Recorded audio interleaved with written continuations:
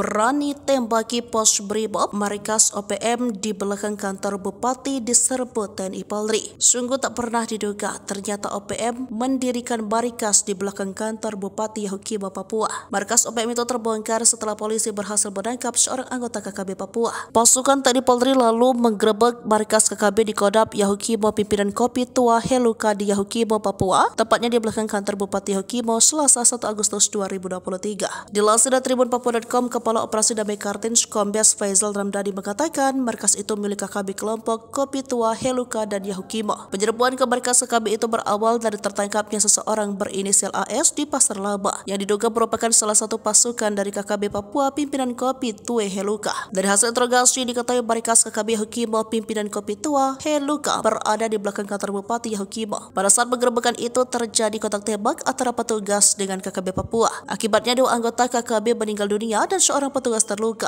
Sementara yang diamankan di markas KKB antara lain 5 pucuk senjata api panjang rakitan, 1 pucuk senjata api pendek rakitan, 4 butir amunisi, 3 butir amunisi kaliber 5,56 mm, 1 butir amunisi kaliber 7,62, 4 buah busur panah, 60 buah anak panah.